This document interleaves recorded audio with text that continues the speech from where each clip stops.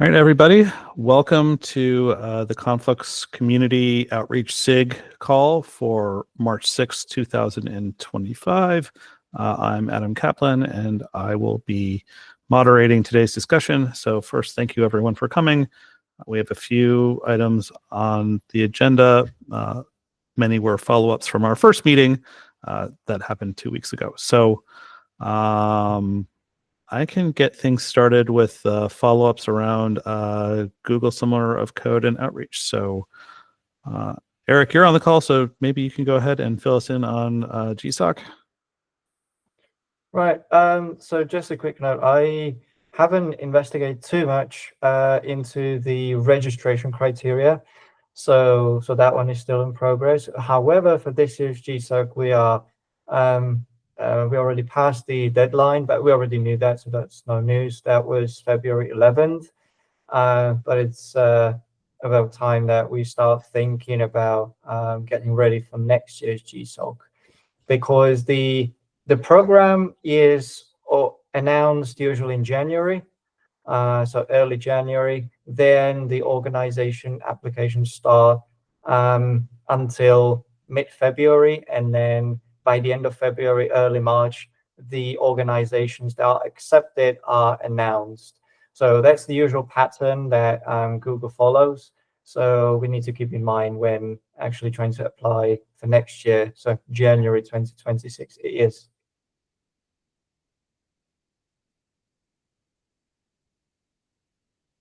All right. And I think, Ralph, I see you're on the call too. You had an update around Outreachy as well. Yeah, and it's similar, although maybe one difference to note between Outreachy and GSOC is Outreachy has 2 internship periods a year. So just like with GSOC, we just missed the window for submitting ourselves as a community, as a mentoring group. It ended in, I think, late February. But that's for a summer set of internships. But there's another set where we can apply as mentors as a project. One second, let me check the site. I think it's in August. Yeah, like through August, early August, we can submit again then for an internship period that is through like the winter, through December through March. I thought a little bit too about what projects would be good projects to do. The Outreachy website has some good documentation on what makes a good project. And there are things like the project needs to be something that the person can work on without having too many dependencies on other groups. Like it needs to be isolated so they can do it on their own. And it also needs to be incremental, something where they can, like, if they only achieve some, it's still valuable and they can feel success even if they don't, complete maybe the full original scope. Or if they get to the full original scope, there's something more that they can do beyond that to kind of continue doing the work. And I was thinking about reproducible builds as a good candidate for that. There's something where we have a whole bunch of different pipelines and like progress could be made on incremental builds, on reproducible builds across a bunch of those with, like, I don't know, increasing success. If people have other ideas for projects, it'd be good to get them lined up ahead of time because we'll need to know them. Yep. So that's exactly what my note or my comment ties to. So if we mainly seriously, like us participating in these programs, then we should very likely track these not entirely separately, but also like duplicate them to a list specifically related to these programs, so that the students can easily refer to, maybe link it from the Konflux community GitHub page, and have it tracked there so that people can easily follow what's available.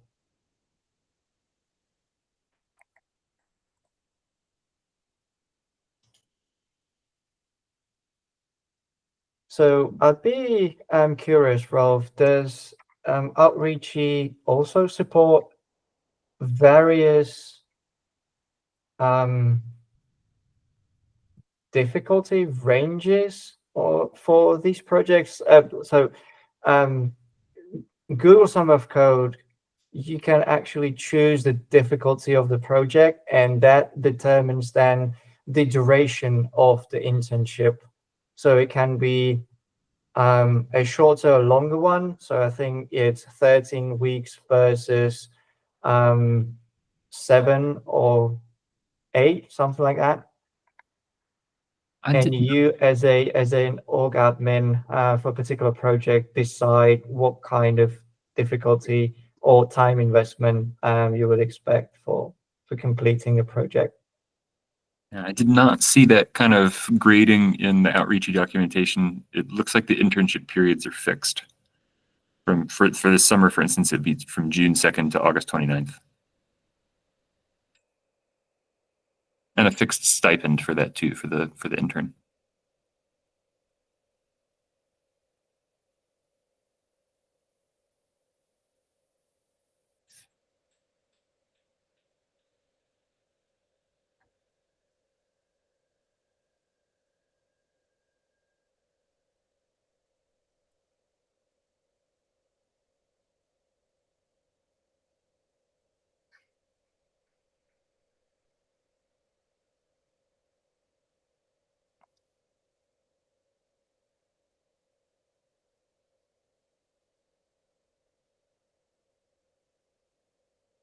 I like the idea to label things, like with GitHub labels. Could be. It's, whatever we feel like it would work. So in the previous organizations where we had this, the tasks were explicitly labeled in GitHub or GitLab as GSOC material.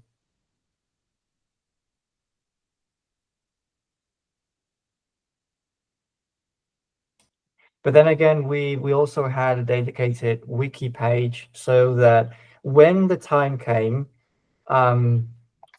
we put only the wiki page to the organization submission, right? So when you submit the projects and request funding for students, we only really link the wiki page and the individual projects so that people could, or students could easily refer to the wiki page with all the necessary criteria without having to go through a bazillion issues filed.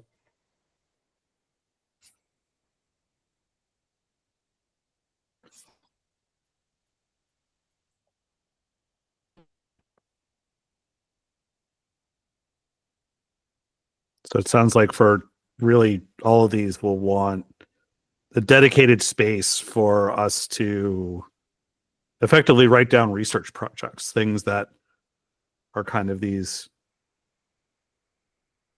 maybe, I guess, the things that we'd like to have someone dig deep into, that's kind of maybe outside of our day-to-day, but nonetheless would be suitable for a university student to take on. Yep. Something like the reproducible builds. Well, basically anything that requires considerable time investment but doesn't really pose a critical necessity. So for example, in the past, one of the projects that we had was even refactoring code to the extent where we were getting rid of some cruft, and we were consolidating stuff to like creating a unified API set. But in order to do that, we had to refactor a significant portion of the code base. So that was also accepted. So you can see, I mean, it's a good opportunity for a student, but it's a tedious work that nobody really has time to do, and definitely is not of any critical importance.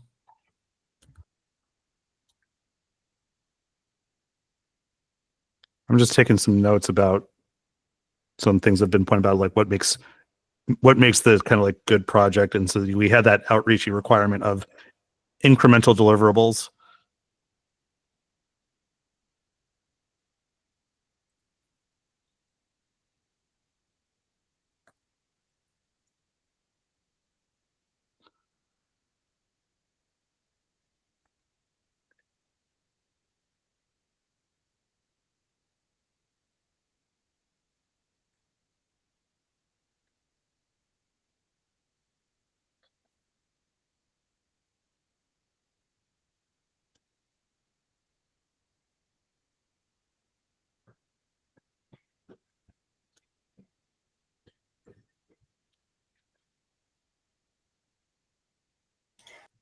It's interesting that they mentioned some incremental deliverables. Like I said, I have to double check the exact wording GSOC has when it comes to the program and the deliverables, but I don't remember, you know, that this had to be really incremental. What they do is you have regular checkups with a mentor, and if they haven't changed the program since the last time I was involved, which is like 2.5 years ago, and I do change it regularly, you get 3 checkpoints as a student that you need to pass evaluation from a mentor. And basically the stipend that you get is divided into these 3 distinct parts. So if you want the whole sum, then you need to pass all the evaluations.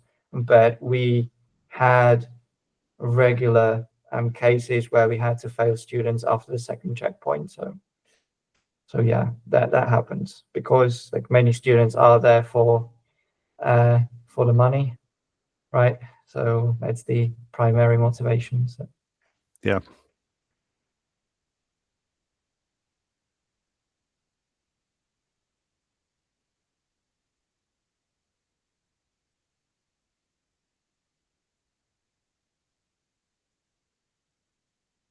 Okay, I guess at the end of the day, some of these, it's genuine internship through an employer.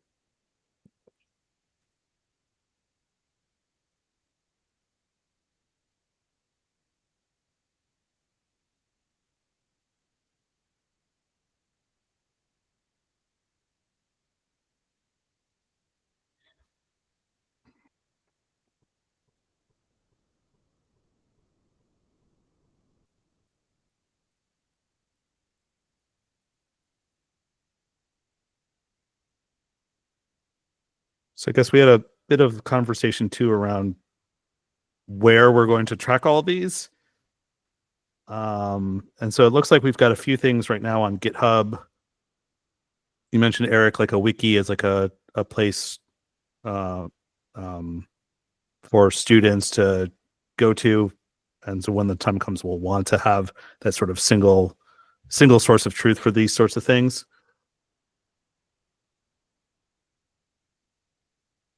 Do we want to potentially have this as like a thing in the community Git repo itself as like Markdown? Because I don't think we're like universally using GitHub issues to track our work.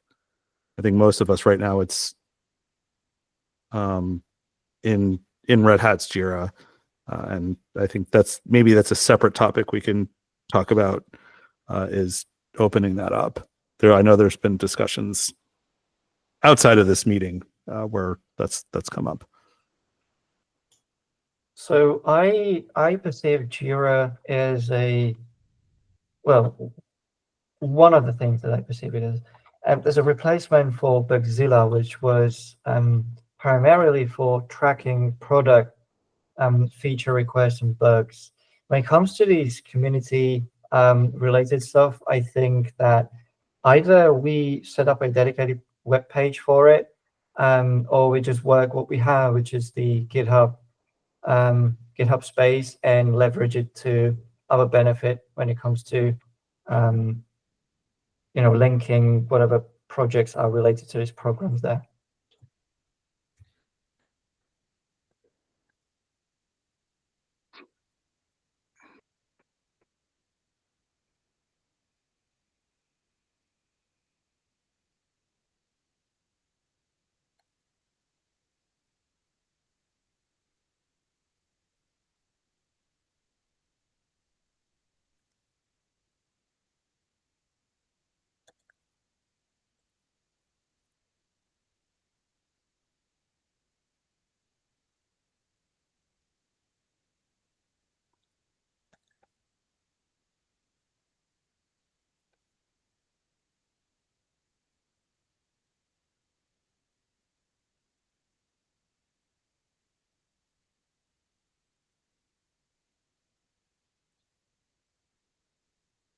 it sounds like we also need to be cognizant of like the deadlines of these things too. So maybe it might be worth having like a space in the community GitHub repo where these projects can be proposed, and as a community we say, hey, if you want it to be considered for this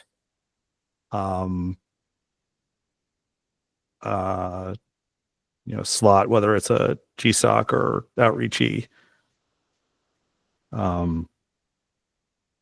it needs to be in the GitHub repo so that we can vet it. And then once it's kind of accepted, then we can advertise it as like, hey, this is the research opportunity. And we're going to submit it to Outreachy or GSOC or what have you. So one of the things that we need to keep in mind is that this is not just about a single Konflux component. Konflux consists of many repos maintained by many people. So when we apply to any of these programs, we apply as the whole unit, as an organization, meaning that the students should not really need to go through all of the repos individually and find these issues.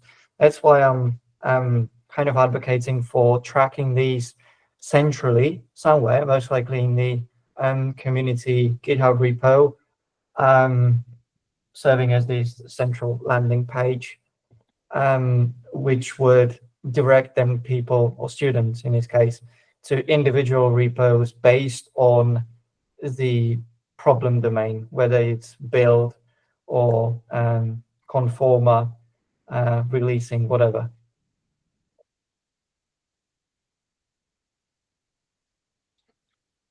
And that frankly might be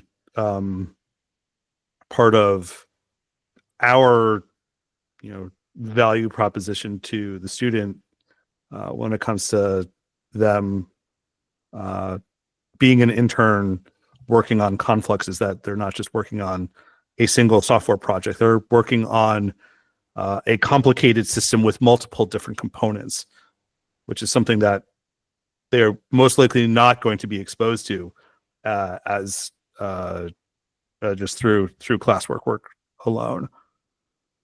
That gets them much closer to real world enterprise software development.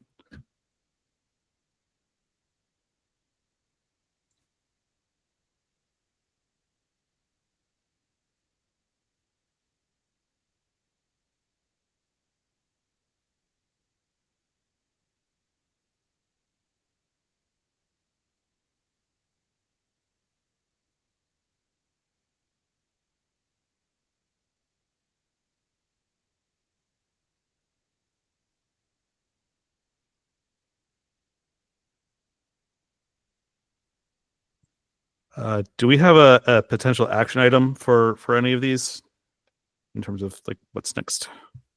I want to be cognizant of the time because Cahal has a topic too.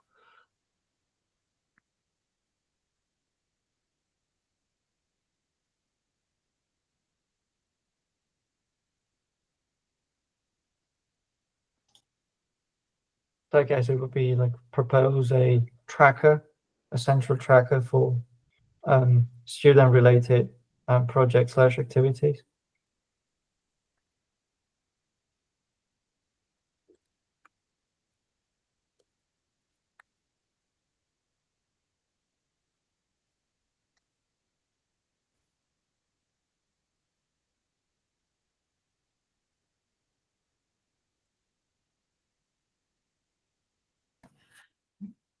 We may need to find mentors too, right? There's a process at some point. I don't know if it's action immediately, that we need to find the individual who will like shepherd a new student, intern, whatever, for both programs. Absolutely. And usually, so in my experience, and I would hope that we could kind of adopt the same philosophy here, is whoever creates the topic or milestone for this kind of project that would qualify for any of these student programs, that they would also be able and willing to mentor them, or at least find someone who would. But of course, sometimes we will just have to nudge people to do it voluntarily. Yeah, go ahead. Sorry, I missed the last meeting. I just wanted to clarify, are we looking at these activities as something that we get our current intern program to do, or are these seen as separate people that are coming in to do the work? This is separate. Okay, so then more than likely we would be looking for someone on the team who's proposing the work to be the mentor separately to any other intern type stuff. Cool. Yep. But that said, sometimes these projects are so complex that you can actually have more than a single student working on them simultaneously. So as long as you're able to split the work, then they can work on the same milestone but different parts of it. It's also acceptable. At least it was acceptable with GSOC.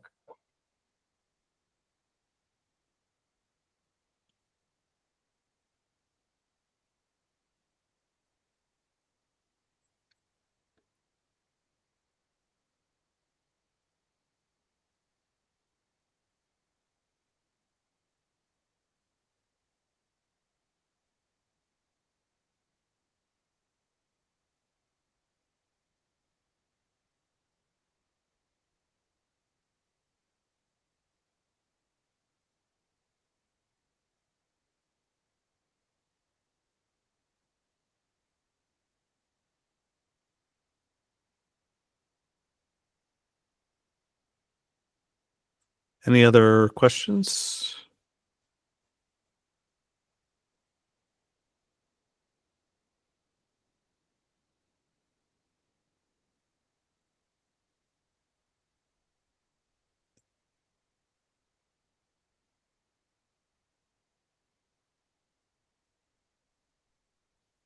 If not, Hall, you have your topic here with about SETU. Is this I think this might have been the university that's interested in adopting Konflux as a teaching tool?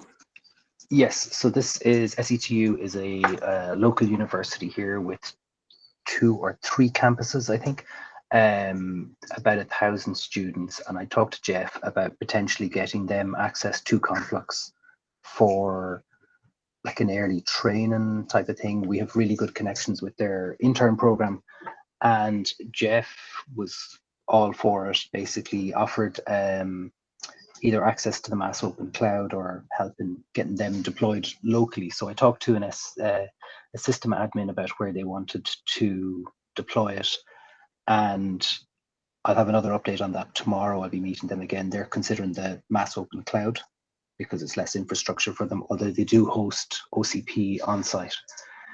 The next step then, I'm going to be talking to some of the lecturers to see what their requirements would be to change their course material to include it, and then to look at, similar to the other efforts, of possible areas of contribution for the students. So initially it would be the access and the training to give them the skills to use Konflux, and then look at the contributions. So it would probably be starting from next term, which would be September. So it basically, this would give us access to about 1,000 students over the course of a year to use, test, give us feedback, all that kind of stuff.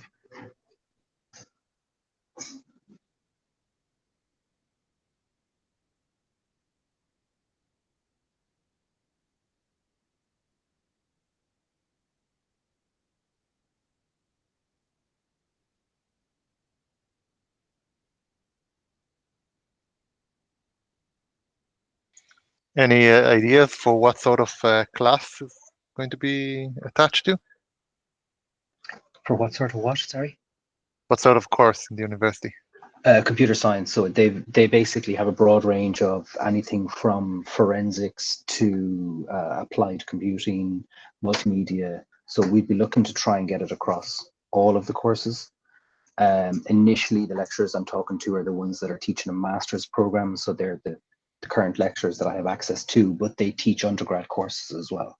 And the material can sometimes be similar. So I think once they change one, they're going to cover it across all of their modules. And we would be covering everything, hopefully everything from first year upwards, so that they have really early access and we're teaching them best practices. Interesting. Cool.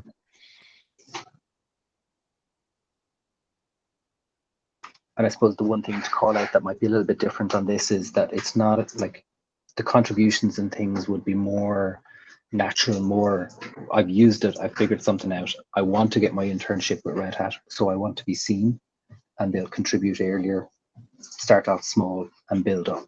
So by the time the internships, which are usually in third year, come around, we should know the students already. We should know who we want to try and hire as an intern within Red Hat.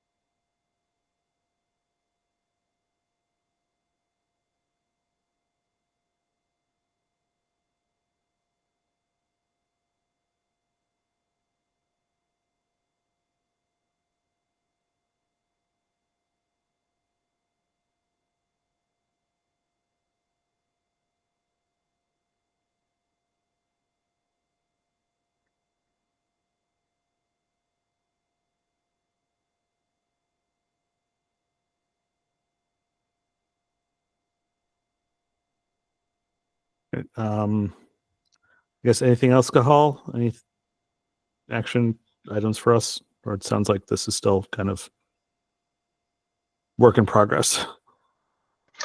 Yeah, I think it's still a work in progress and it's early, but I think I've talked to the master's program course lead and he's in for it. The lecturers are in for it.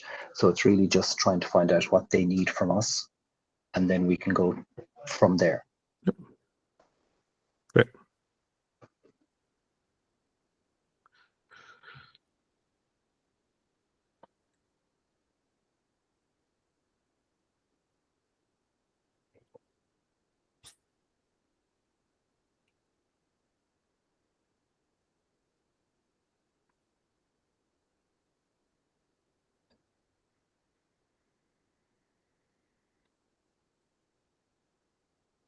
Any other topics?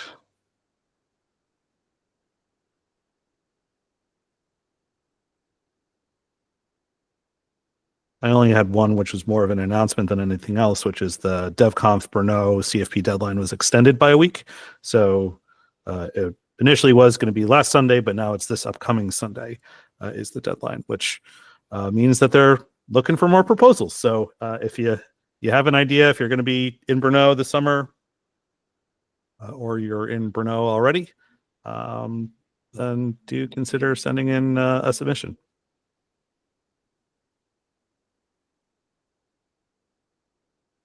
I think also for folks who can come to North Carolina, this usually, I think it's late fall, there's the All Things Open conference. Their CFP just opened and it closes at the end of this month. And that's a pretty pretty awesome conference. I've gone to it now, 2 years in a row.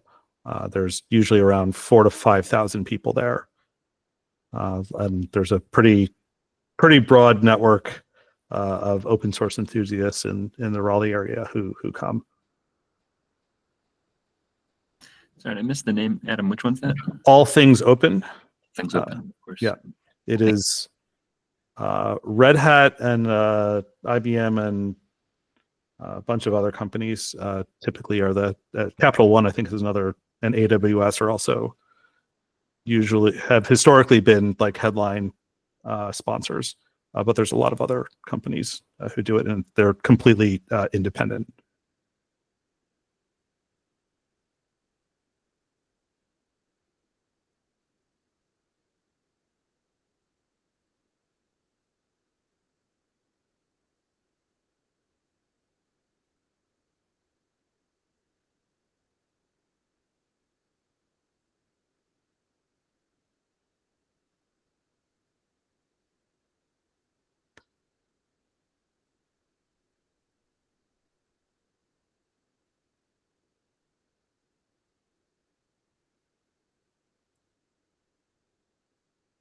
Right.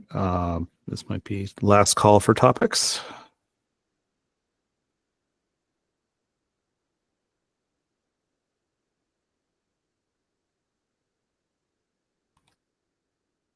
I guess just sharing. I worked on a blog post and have something in a rough draft to submit to the Red Hat developer blog. I know last time we debated about different places to publish things, but I thought rather than wait to come to consensus, I'd just publish, and then we can, if we want to centralize stuff later, we can still do that. Great.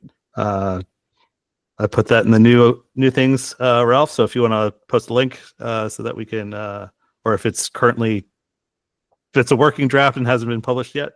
Yeah, it's a working draft. Okay. So, but I can put a link to that if you guys want to review it beforehand. Sure.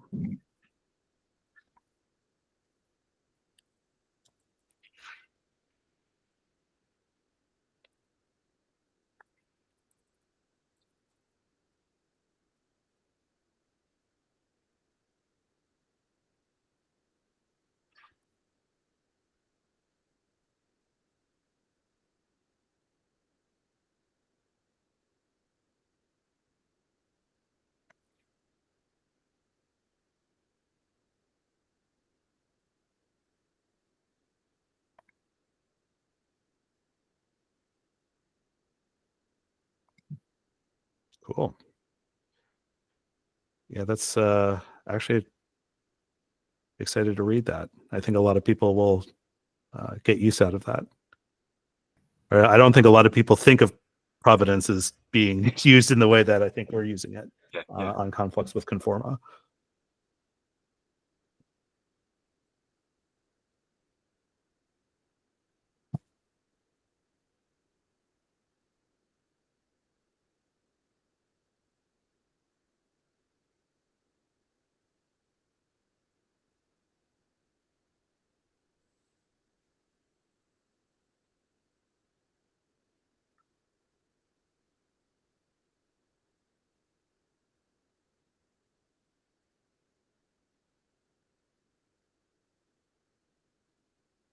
All right. If no other topics, then I think maybe we can adjourn a little early. Any objections?